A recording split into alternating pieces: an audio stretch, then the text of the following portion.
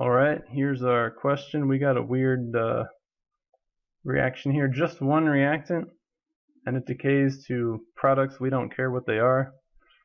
And it does this not first order, like a lot of spontaneous decay processes, but zero order. So that means that if we were to write our rate law equation with the rate constant K,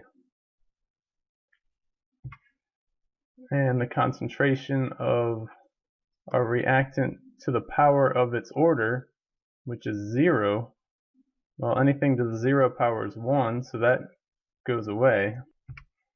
And we see that actually the rate is just the rate constant.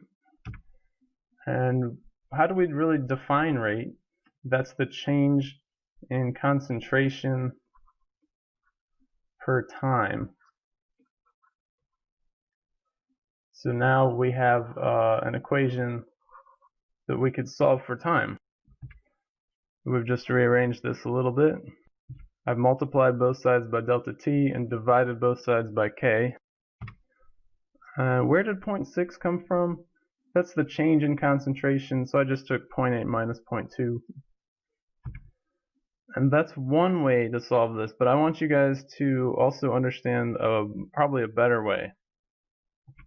This is a kind of unique situation where the rate doesn't change the whole time. We can only use this equation because we have a constant rate that we know the value of.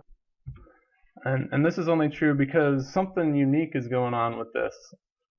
We know that this isn't just a spontaneous decay.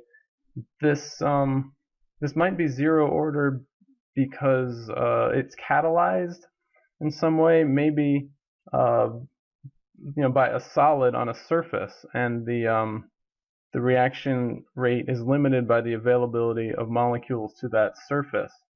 So really it's limited by the surface area of the catalyst. So in that case, once you got to a very, very low enough concentration, you get to a point where actually the rate began to also be limited by the amount of molecules present. So if we went to a much lower concentration than 0.2, it actually might start being not zero order, but start, getting toward first order kinetics. So the point is that this is pretty unique, and a technique that can be more broadly applied is as follows. Find the integrated rate law equation that applies.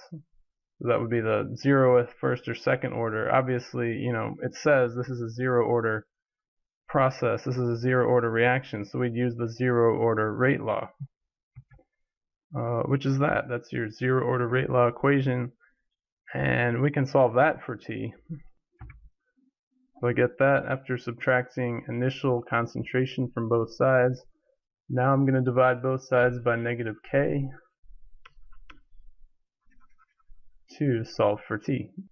And next, plug in the numbers. The negatives cancel. The numerator and denominator are negative, so we end up with a positive. And that's the second, and I would say better way to solve this.